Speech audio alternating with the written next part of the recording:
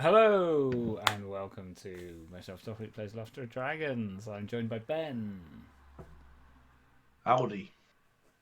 Joe,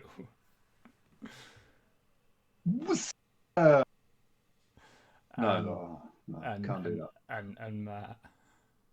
Hello. This, I just like doing an upbeat one before Matt yeah, no, because it just goes, good Good evening. That's the best Matt impression I think I've heard. Hello and welcome to episode 16, 17, an episode of Laughter of Dragons for the One Ring role-playing game, first edition, I guess I should say, because second editions are going to come out this year, I think.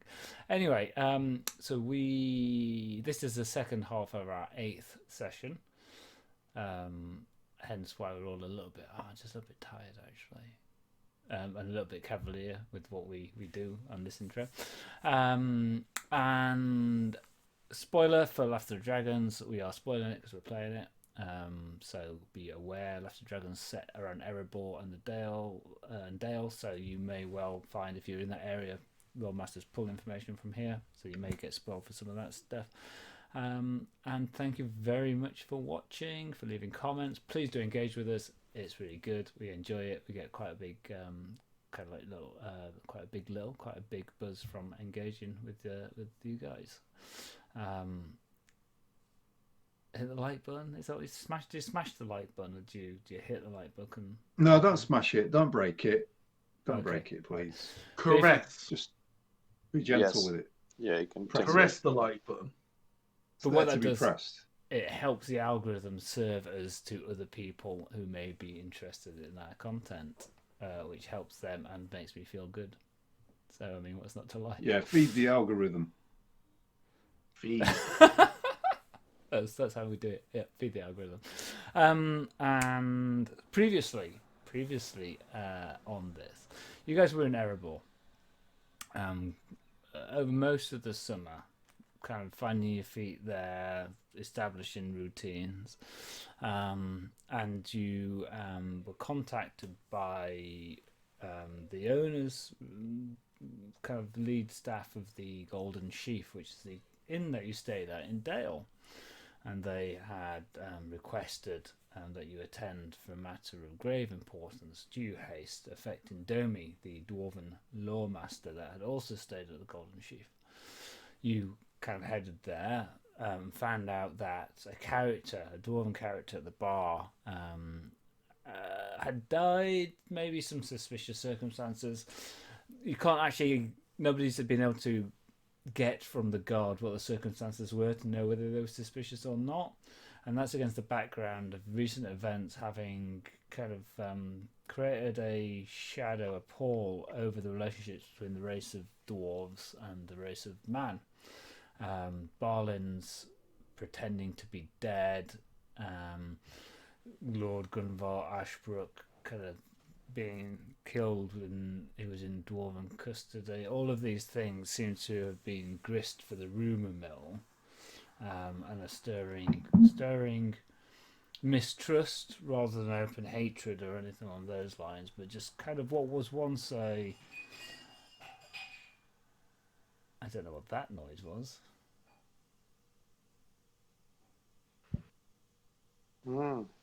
Very curious. Perhaps we should investigate.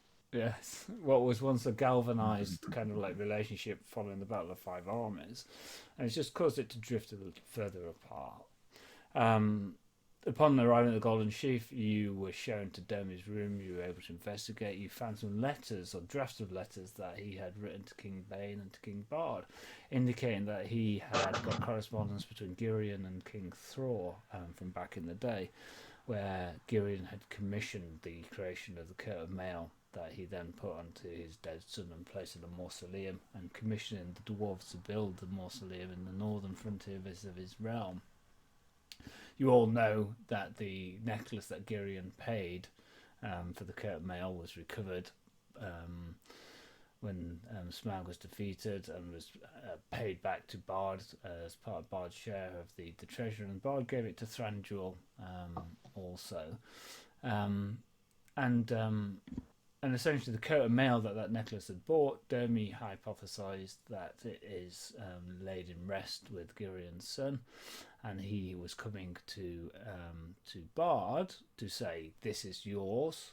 It's Girion's legacy," but also to Dane to say, "And do I have permission to kind of go through the archives of the Erebor to try to locate the mausoleum where it may be." And you had encountered that there's some ruffians kind of keeping an eye on that as soon as Cirque kind of like went to the window of the room that was known to be Domi's, and the ruffians triggered some information network that it's not entirely clear where that information went to as yet. And then you decided that since you had become known, that you would head back to Erebor to kind of conduct some further investigation before you try to locate that place. That's where we left it. And we have a much more thorough recap because we did that 10 minutes ago. And therefore Almost like I remember that episode. It. Yeah, it's fresh in the mind. That was an incredibly, it was a useful recap, Paul. Had you forgotten a lot of that? Yeah, I got some new information from that. Yeah, I took some extensive notes, by which I mean kind of 3 sentences. Yes, that's more extensive than my notes. There we have it. But I'll watch the episode back. Good and get some more. Try not to. No, you won't. Try not to, because I tend not to, and therefore anyway. Okay, so you stepping out into the street in front of the Golden Sheaf. You kind of like are trying not to eye the figure that you know had been watching you, but also try not to not eye the figure that was watching you. You just try to play it cool, play it, chilled. Into the late afternoon sun, the movement of people around. There were 2 chickens, as I recall. Squawk, squawk, and they look up. Squawk, they say. That's like. I think one of them's our lunch. I thought one of them was old lady number 3 for a minute. Shape changed into a chicken. That's right. Polywolf. Yeah, definitely related. Yeah, 100%. And then you walk up to join the roadway that heads into the market square, trying very much to keep to the centre, keep with the crowds, as you head onto the river road, which leads you to the market square. And as you move in through the market square, do you guys want to give me kind of awareness rolls? Love those. I absolutely love. I live for that shit. Oh, he's got 2 dice. Oh, that's just showing off now. Oh, wait till you hear the results, though, Matt. Yeah, double digits. That's it. 15. 4, yeah. Okay.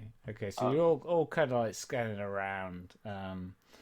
None of you particularly see anything threatening or anything like that. The figure that was watching at the Golden Sheaf is slowly and probably inexpertly kind of like trailing behind you. It doesn't take a particular awareness roll to note that. What was the target number? Do I get an advancement point 16, for my 15? standard target number. Oh, is it 14 as the cool. standard? 14 is the standard, isn't it? So yes, you would get an advancement. Oh, bollocks. No, I won't. I've already got one in that. It's in the search. It's in the search column. Yeah. This is it. And I don't have it's not great, and I don't have a trait to link to it. And as you are, They should swap. Sorry. No, go on. Yeah, you go on, please. Okay. So I just want to say a silly joke. I just wanted to say that we should swap awareness with explore, because awareness for us seems much more suitable for survival skills group. I mean, Explore me, my character though. I used to search through old ruins and stuff. When we get to some old ruins, my explore's going to be all over it. Yeah. Right. That's right. Unfortunately, the dwarves rebuilt Dale for the race of man, so it's not old ruins anymore. So it's more awareness. Yeah, there's an undercity that I want to explore. I'm sure there's an undercity. There is an undercity, yes. And as you're moving across kind of Market Square, your eyes are drawn to the entrance. Your eyes are drawn to the entrance to the Royal Palace, and you see a number of the clerks milling in and out. And you don't recognise the one from... We lost Joe. So you're walking through the Market Square, and as you're kind of like moving across, your eyes are drawn to the Royal Palace of Bard, the clerks in the livery, kind of milling in and out of there. And then you head onto the White Road, White Lane, that takes you out towards the Erebor side of the city. And you start to move through the Ravensgate district, which is a very affluent area of the city. Larger townhouses, some enclosed gardens as you move through this area, and then towards Ravensgate, which is where the gate up to Erebor is. And you walk underneath the thick, solid, tall stone walls. And out onto the road that kind of starts to move closer to the river running as it emerges from Erebor. And you can see off in the base of the mountain as the mountainside rises up into the sky, into the azure blue summer sky, the gates, the tall, solid dwarves that greet you of stone as you move into Erebor.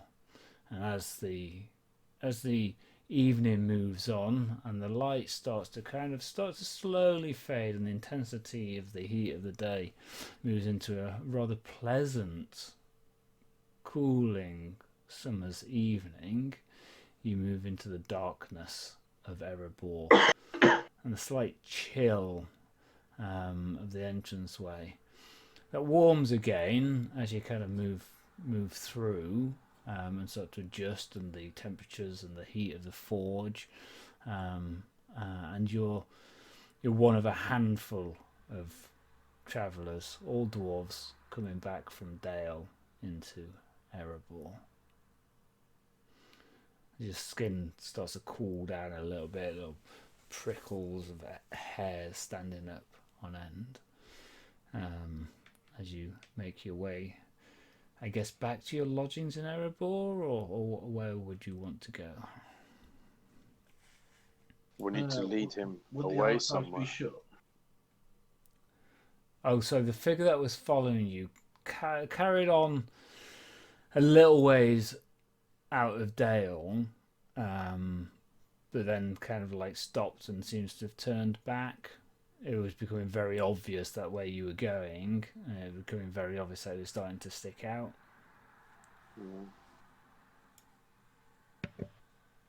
He storms Erebor on his lens. Excellent.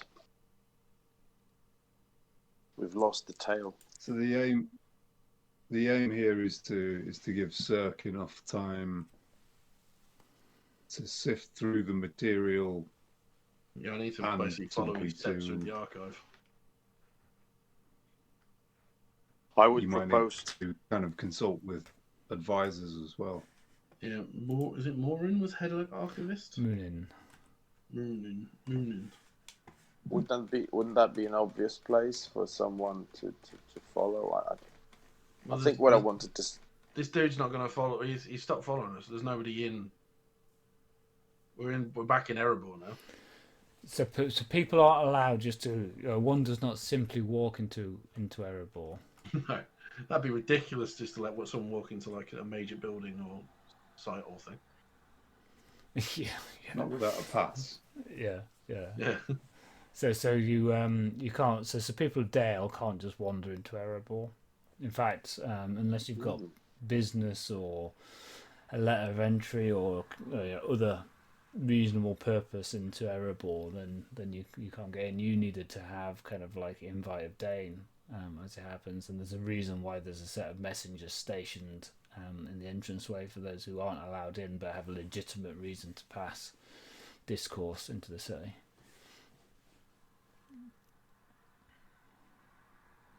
Mm-hmm. Explains why he didn't follow us. Is the archives likely to be open still? Probably. They keep strange hours. They're up Can I until attempt 3. to go find head archivist Moonin then? And then request permission to access the things I need to access to rebuild thingies Domi's info. Yes, okay. So let me just give me 2 seconds. Let's move this over here. So who else? What else are the rest of the guys doing?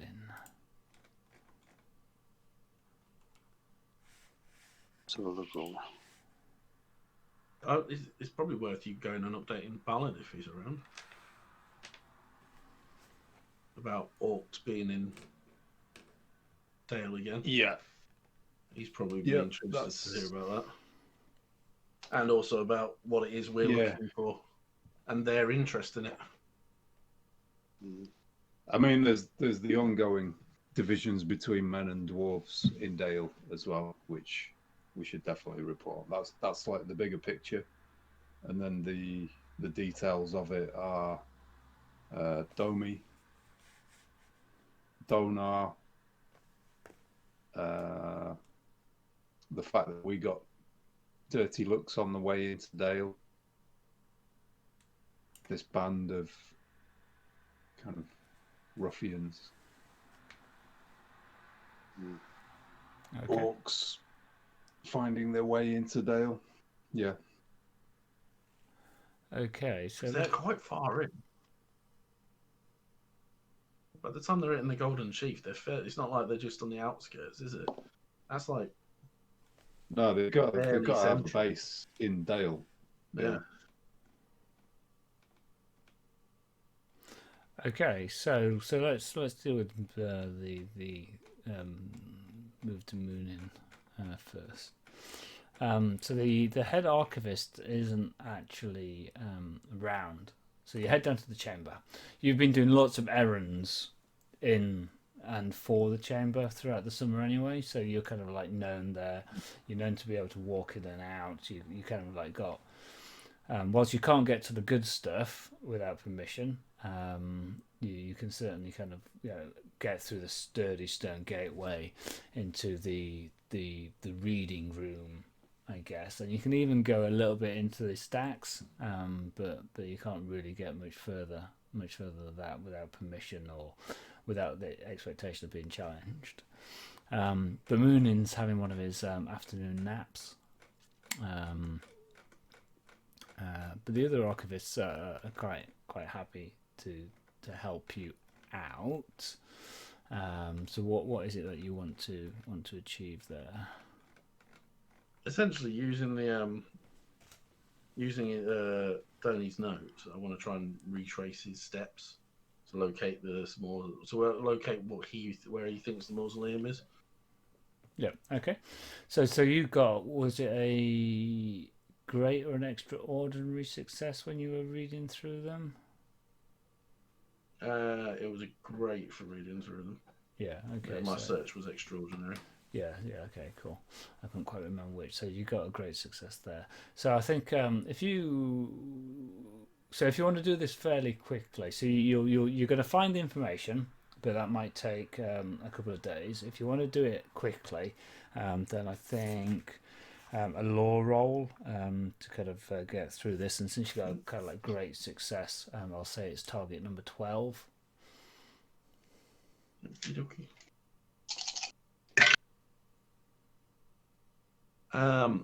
That's a Gandalf extraordinary.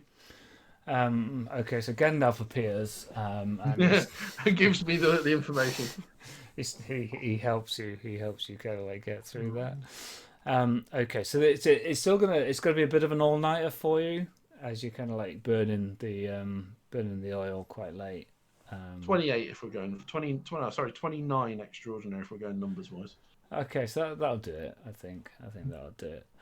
Um, so you go through, and because you know the sources that you want to kind of have, and you're able to move and avoid quite a lot of the research work that Domi had to do, and his annotations tell you which ones he considered to be most important and which ones he considered to be dead ends in terms of his research and such like. So it really does accelerate what you're doing there.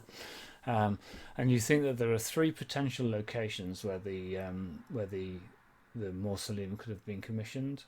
A number of places that you eliminated, or Domi eliminated, because they weren't towards the north edge of the realm.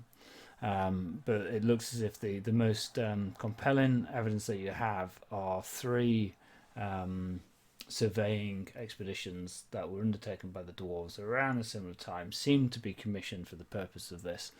And there are 2 that are quite near to the Grey Mountains, and 1 that is kind of like further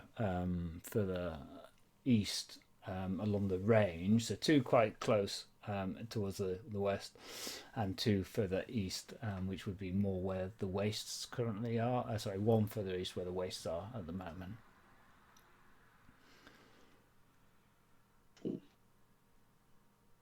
And there are various annotations and notes about that. The one that is furthest east is noted as being near a location called the Eyes of Morlock, Morloch, and there are warnings that location is inauspicious. And you got a Gandalf Extraordinary. Yeah. Okay, so as you're kind of like mulling this over and thinking it through, in the marginalia of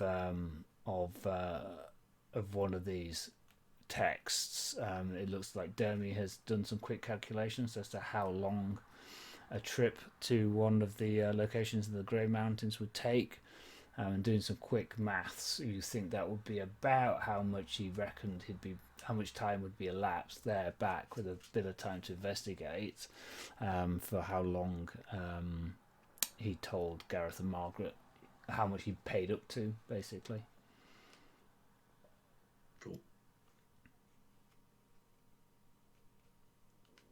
Okay, so whilst Cirque is doing that, Loftar and Torg, you guys head to where you know Balin to reside when he's in Erebor, which is some good rooms, fairly close to the royal kind of suites and section.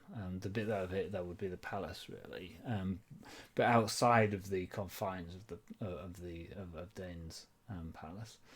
And as you're kind of like you kind of shown through, you're recognised by Balin's kind of waiting staff and the small retinue that he has. You can hear, as you're kind of being shown through into this fairly plain, quite functional room with some fine kind of accoutrements. So the most of it is solid stuff, but it's all quite fine accessories there. You can hear Balin engaged in what sounds to be like an argument with another dwarf. Balin's clearly trying to keep his temper. He's kind of like trying to be reasonable, and he says, as you kind of get into earshot, Dwalin, it's not as simple as that. And you hear a rougher, kind of more aggressive kind of dwarven voice come back saying, "You always make it too complex, Balin. It is as simple as that. We will simply have to recover this, and it is ours by rights." No, he said, we're at a delicate stage in our relationship. There is no delicate stage. There is right and there is wrong, and that is ours by right. We crafted it. It is of dwarven lineage. It is ours. And then as you kind of are shown into the chamber, you see Balin, who's got the look of a person who's got a brick wall and is just banging their head against it, but need to maintain the patience to achieve their goal. And then you see a much taller, a head taller than Balin, a blue beard, wearing military garb, kind of axe by his side. You immediately recognize the famed warrior, the kind of lieutenant of Thorin Ergenhelm, the dwarf Dwalin. I'm gonna hazard a guess that they're talking about Girion's necklace. Hazard whatever guesses you like. All the armor. All the armor. Huh? All the armor. The armor, right? The necklace would have already gone back to thingy by now, wouldn't it? Yeah, it's Thranduil's. Okay. So I think this is a situation for protocol. So Yep. I'll take to one knee and bow very deeply. Okay, so before we do that, then, so let's have some initial rolls. So, Prelims. Yeah, prelim rolls, please. So some insight rolls. Insight it is, yeah. Oh, I could do that, actually. I can do that. I have more than one, so... Oh, bollocks. Ah, it's not great. Even with all those dice. 7, 9, 12. It's a preliminary roll. I'll take the hit. Okay. And point of hope, we've got 2 left. Yeah, Could be I an just want to... important combo. Yeah, It's that's only- just... You're rolling for spare dice, aren't you? Yeah, but I just want to ask, so if can I spend a point of hope even if I've got Sauron? Yeah, yes. Yeah. As long as it takes it over your thingy. Yeah, what's the target number? 14. No, it doesn't then. Stupid dice. I've got a 6, so it's obviously would have been a great success, but to hell with it. Okay, so you both know the reputation of Dwalin. You've met Balin, you know him as an entity to you. You know the reputation of Dwalin is as a ruthless and a strong warrior. So you may think ruthless in the context of dedicated, depending upon kind of like your view of that, but he takes no prisoners. I mean, he literally as well as figuratively, and from the quest for Erebor, he's known to harbour a distrust and a dislike of men and elves. He remembers those cells in the Thranduil's halls, and he's not a fan of the race of men either. Mm-hmm. A good solid dwarf. Yes.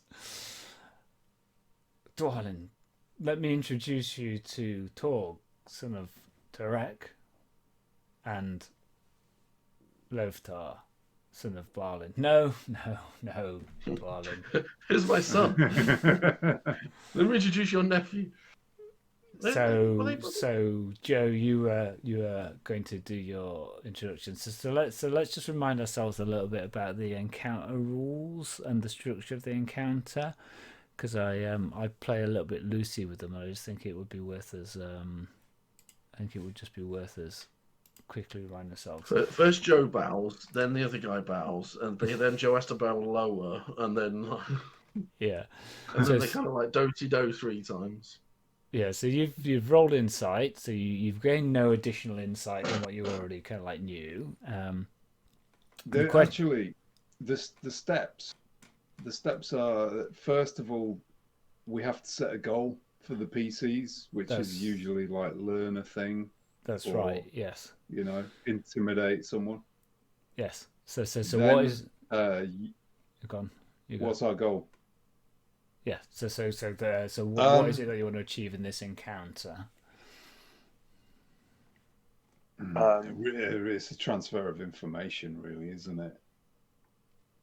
It's kind of secondary to Cirque's bit. I wonder if we can elevate it a bit. Do you want to? You probably want to find out now. Having heard what you heard, your goals are find out what they're talking about, transfer the information you want to transfer, and make sure you don't drop us in it at the same time. Because if they are arguing about the armor, the last thing you want to do is to, in front of both of them, go, "We know where the armor is, or we're looking for it," kind of thing. Does Torg know that?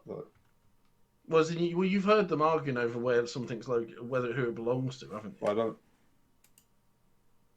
But the armor's kind of. Would you still not want to try and find that out before unloading your information? Or at least try and find it out during the process of unloading your information? Or are you just there oblivious to their argument and going for an info dump?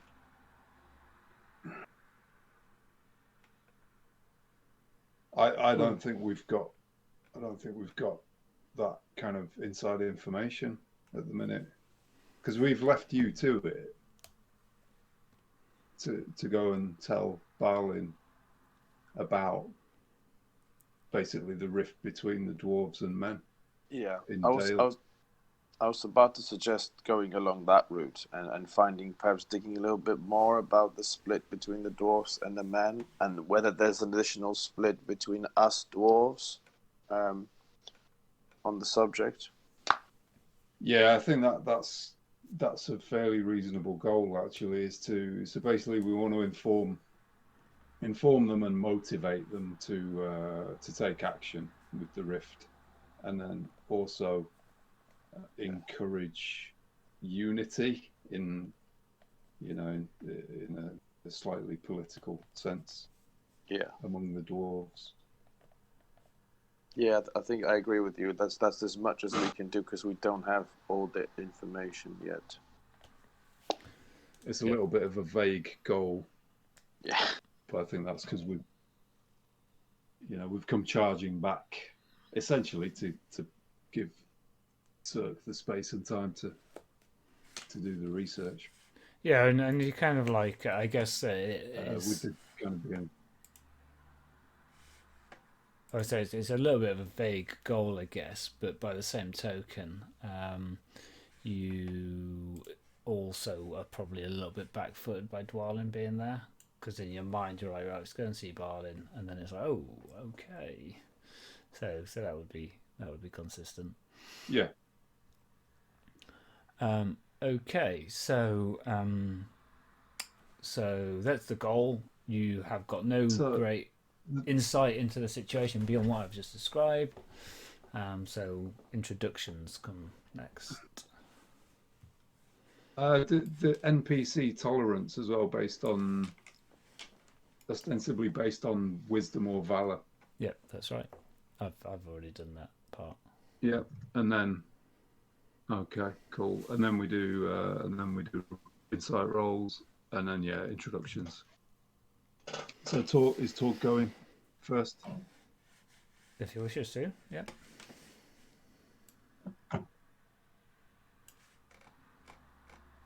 Lord Dwalin, it's an honour to make your acquaintance.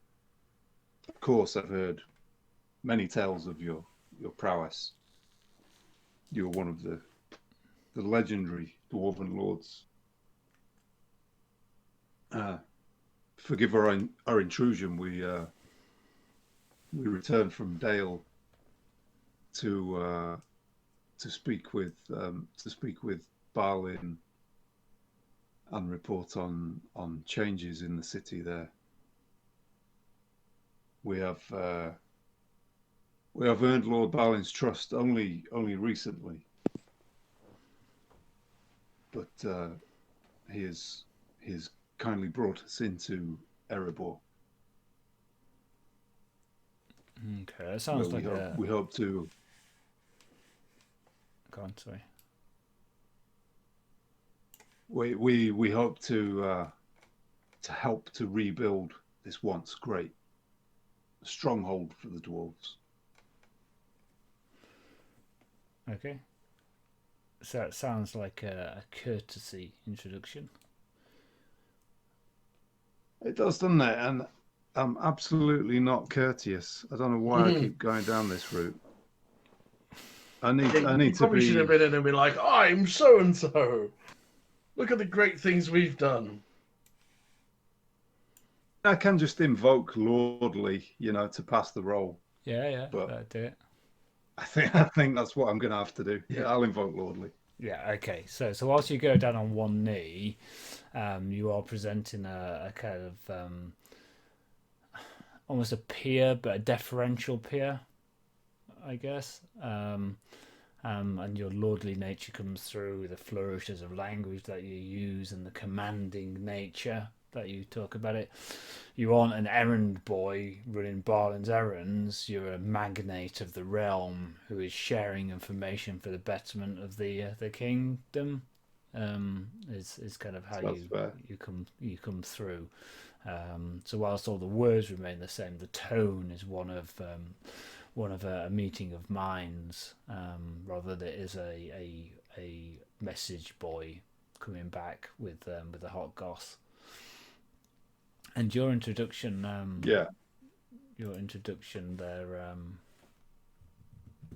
Loftar. So basically, abilities, so introductions. Yeah. Typically, you're going to kind of be looking at a lore roll. An or roll if you're not using very many words, but you're using your presence to kind of do it. A courtesy roll if you're using words. And so on and so forth, or a riddle roll where you're kind of like just being a little bit cagey and maybe you don't quite know who the people are and you don't want to give too much away. Yeah. So I know the route that Loftar wants to take, having invested a little bit in that space. So he will. Yeah, he's not going to spend too much on the words. It's more of along the lines of hello. I am Loftar. You may have known me. I'm sure I've crossed during the Battle of the Five Armies. I come from Iron Hills, and we are here now with a group of friends trying to help local dwarves solve some problems.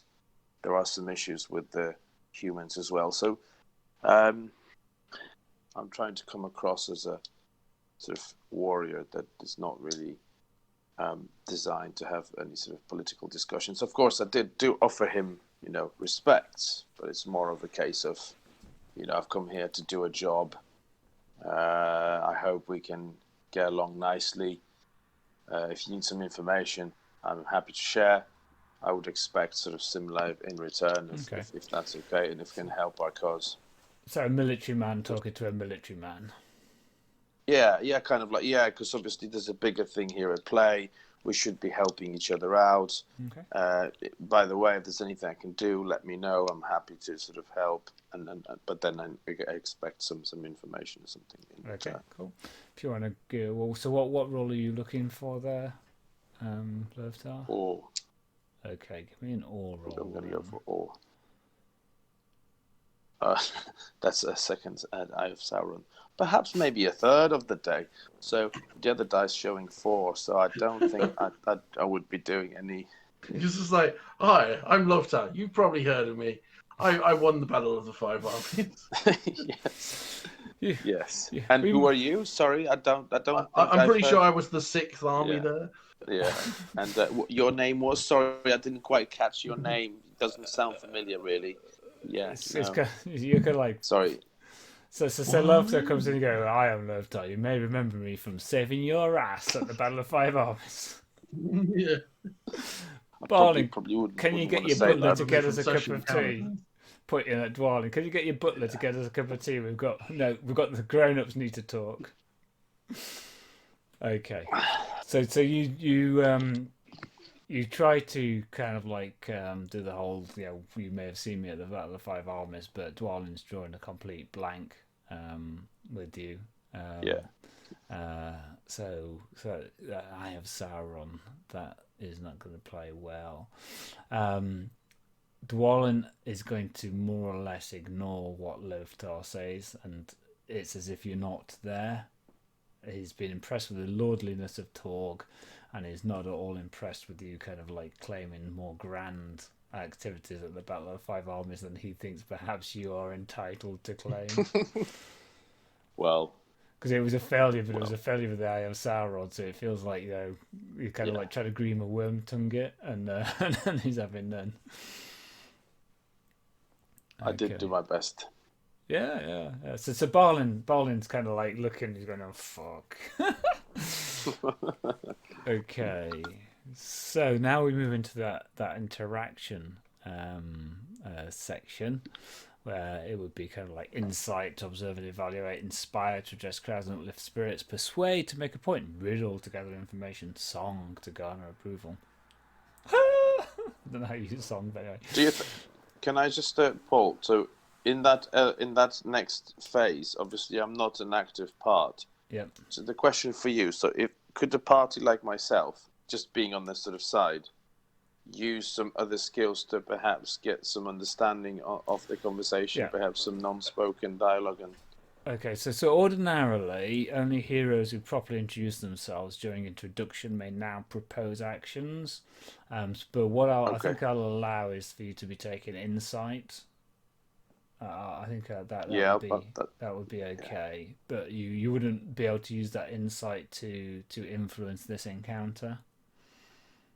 Sure. No, that's helpful. Thank you. Yeah. You can just be Torg's hype man. So when he says something, like when he goes, we're here to talk about orcs, you go, orcs! Yeah. Orcs, yeah. Yeah. It's just hyping him up. Yeah. No, we kill him. That's it. No, we don't kill him. No, we don't kill him. We eat him. No, we don't eat him. Okay, so Torg, Balin, kind of like, yes, my brother. I can introduce myself, Balin. I'm Dwalin.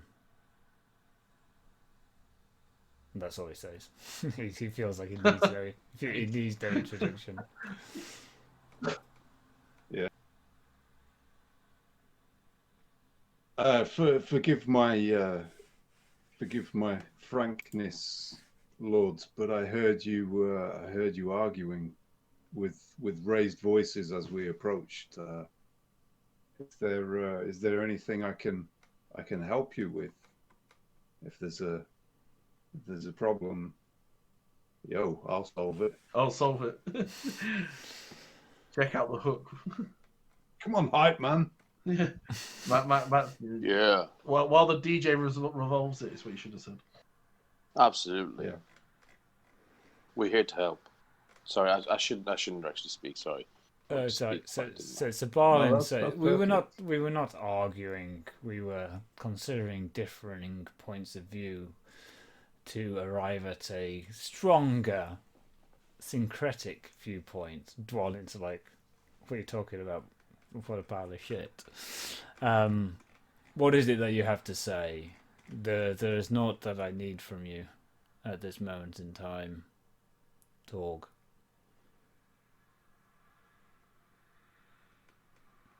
There is nothing that you need from me, Lord Dwalin.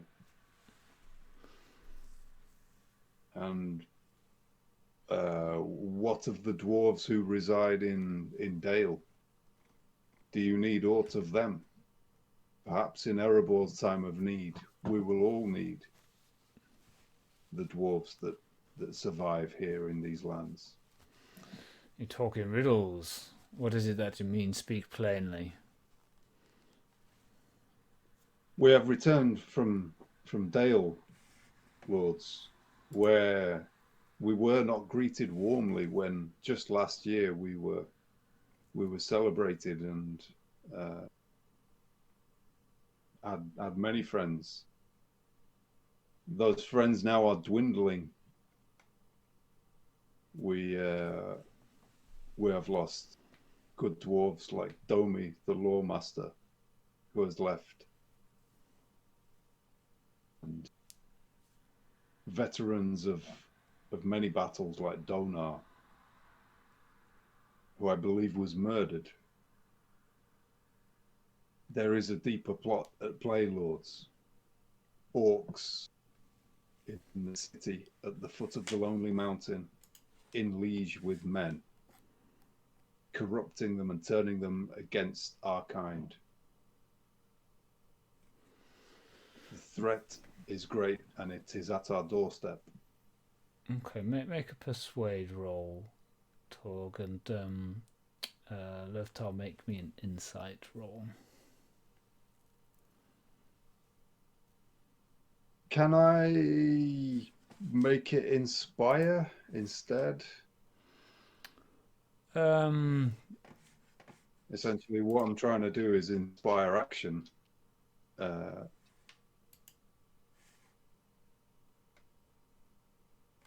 I'm happy to. Yeah, for it no, to be leadership inspires instead. okay. Sorry, persuade. I can say if it's persuade, I'll just invoke leadership.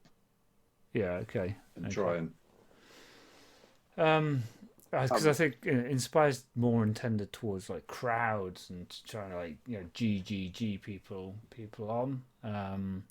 I think you probably need to. You can inspire individuals as well. Yeah, well, I was kind of thinking. I think you're at the point where you're trying to convey information, and then you may have an opportunity to inspire them to action once you've conveyed the information in a way that they kind of get. I'm kind of casual about it though. Inspire is fine for me in this context. By the way, I've managed to get double digits on this one. It's a 17. Congratulations. Balin is looking concerned. Dwalin is not looking that interested, apart from when Torg mentioned Domi. His eyes kind of like lit up at that point. Okay. 16, normal success. Okay. Balin is incredibly interested. He's kind of like, you can see his kind of like brow furrows a little bit. These are words that he really didn't want to hear, but he kind of was fearful of. He was especially kind of concerned about the murder of Donar. The as the BBC would have reported it, the alleged murder of Donar. And you can see you've really got his interest there, and you can see like the cogs whirring in his mind as he's thinking about what he may now need to do about this. Dwalin immediately responds back to you. What do you know of Domi, the Law Master?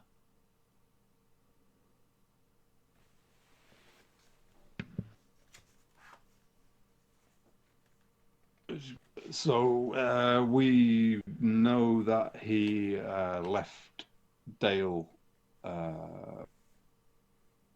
in a hurry. He would not take our help. And where did he go? It's quite unsettling. He's got quite a presence. He's got quite a strong awe about him. So it's like an interrogation. He's not been polite about it particularly. He's kind of like, boom, I'm in your face. It's quite unsettling. He would be invading your personal space, I think. See the sweat beading on him. The stale breath. The orc baby. That's just...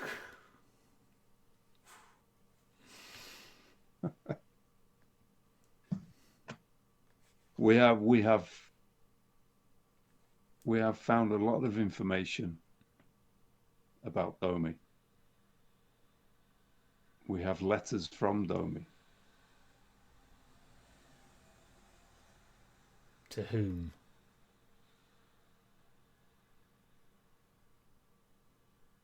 To you or to others? No, I knew little of Domi, but there is one of my party who was a friend to Domi. Get him fetched. If you are also a friend to Domi, get him fetched. And Dwalin's starting to move to the door. He's calling. What's your companion's name and where is he now?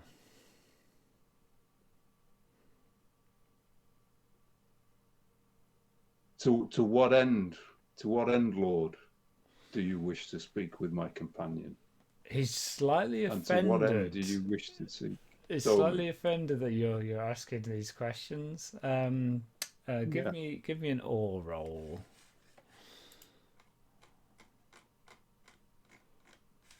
Oh, okay. You could probably invoke Lordly if you wanted to. Yeah. Lordly, yeah. Let's go with that. It's either that or roll 1 on the feat die. Yeah. He's a very strong presence. And you get the impression that he's a little suspicious of stuff. In fact, he's kind of like he's a bit like Torg.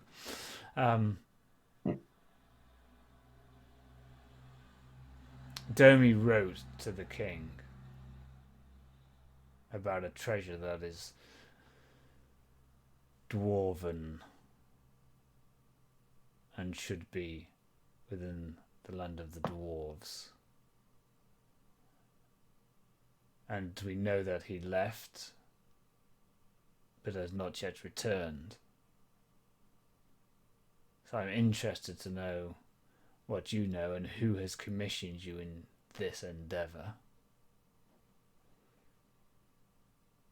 Aye, Lord, you're interested in the treasure which belongs to the dwarves, and I'm interested in the dwarves which belong to the mountain.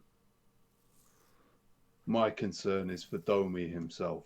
Aye. And if you will not help us find him and ensure his safety, then I will find other dwarves who will. Don't lecture me on what is right for the dwarves of the mountain, Torg, son of Tordek. I have spent many more years considering what is right for the dwarves of this mountain than you have been drawing breath. I too care for Domi, but I don't let my care for him distract from the true purpose.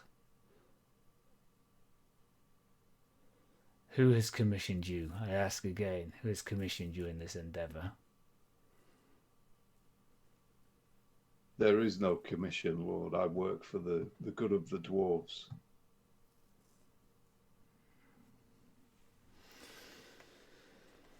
He seems to take that at kind of like face value, or he seems to kind of he pauses and considers you, and kind of like seems to take that. Then you have my help, and that which we can extend. Summon your companion and let us see what we can get together to know. I'm kind of suspicious of him. I know he's one of the 12, but I'm kind of getting corrupted vibes from him. Okay. Can I make an insight roll? Yeah, of course, yeah.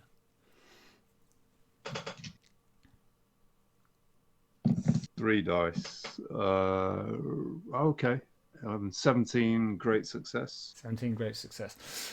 So yes, it's actually an orc with a latex mask on.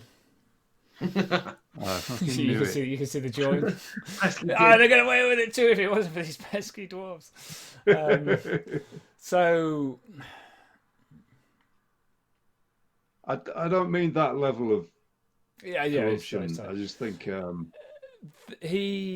he was generally offended that that you sought to lecture him on what was right and what the moral purpose was here, and you think it is definitely true that he is concerned about the welfare of Domi. It's definitely true that he it's not. It's an interesting one. If Domi, you get the impression that if Domi was in the way of securing the treasure for Erebor, then Domi would likely be an enemy of Dwalin. but you don't think he's kind of like a ruthless murderer who would slice Donar down in the street if Donar was in the way of him trying to achieve anything, kind of thing. He's got a very single-minded purpose, and there probably is a little bit in the back of your mind about maybe he's got a little bit of the dragon's greed, kind of. He was in Erebor through that time. It's known that Thorin kind of like perception of the world was tainted a little bit by the curse of that kind of dragon there. So probably in Torg's mind there might be a little bit of that as well. But he was generally offended that you thought he wasn't at all concerned about Domi. The warning sign to me was that he was more interested in the artifact than the dwarf who was seeking the artifact. Yeah. So certainly, I mean, he's you've got grounds to think that he's maybe not the most perfect dwarf, kind of like going in terms of his moral outlook and his comparison. But I guess you got great success. I guess from his perspective. And from his age also, individual dwarves come and go, but the kind of treasures of dwarven kind are expressive of dwarven culture. So it's more about it from a cultural artifact perspective than it is a monetary value perspective.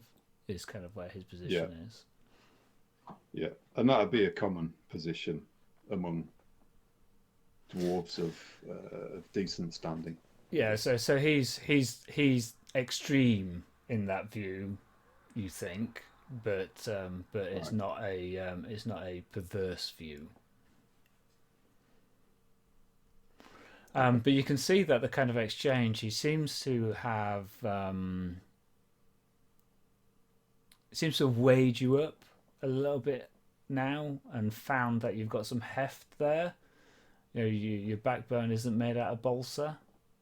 So you kind of there's a little bit of respect towards you. Mm-hmm. That'd be important to Torg, I think. Trying to exert his will. Now he's here in the Hall of Heroes in Erebor. Yeah. So one of the things that you kind of take note of was that he was going to get somebody else to summon Cirque, but now he's saying, you call your man. So he's placing the kind of like authority to you to gather your troops together, as opposed to him just sweeping you aside and considering your things to be his things. Okay. In that case, I will speak with Cirque. Hopefully, he's had enough time to read through the manuscripts, and I will rejoin you here within the hour. Do so. And Balin says, "I will walk with you. I think, brother." Pleasure as always. And kind of like Balin kind of puts an arm on your shoulder, kind of grabs Loftar a little bit as well, and kind of like shepherds you kind of whilst talk. So tell me about Donar and the circumstances as you're kind of like walking to the chamber, and I'll call the session there. Sounds good. Yeah, good stuff. Good encounter. That I like. That was fun. Yeah. Good finale. Yeah. Okay, cool. So experience, I guess. So is it one for rocking up, one for achieving the goal of the session? That's it. That is it. Yeah. Okay. That's all you get. Yeah. Does anybody want to nominate I a think fellow player for keeping in theme with the Tolkien, for great role play, for a fun kind of part, adding more than the usual to the session? So that's technically by the rule of law. That's an end of adventuring phase thing. Yeah. Okay. I But think but we let's played just it every end of every Yeah. session before. we have or yeah, I'm happy to play it at the end of every session. We have in the past, but Yeah. So those watching, we're breaking the rules. yeah. Otherwise, what happens is I simply forget. The last adventure took 4 sessions to play, 5 sessions to play. So does anybody want to call out anything to their fellow players?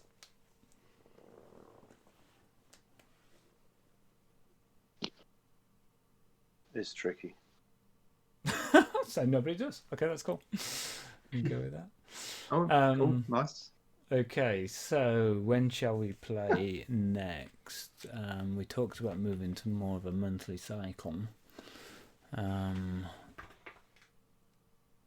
now that we're back into it, I'm quite willing to play on the 29th if we want to play in a couple of weeks' time. I'm happy to pencil it in. 29th, you say? If life goes mental, you can always let us know. Yeah.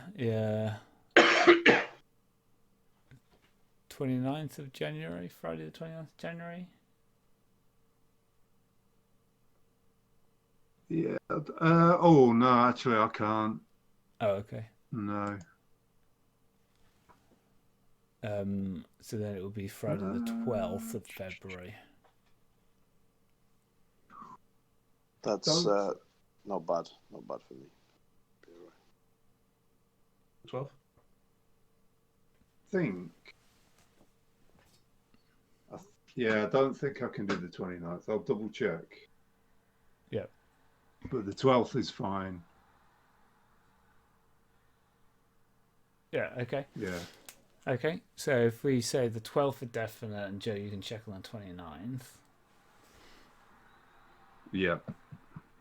Top draw. Okay. So thank you for watching. Again, as we said before, gently caress the like button.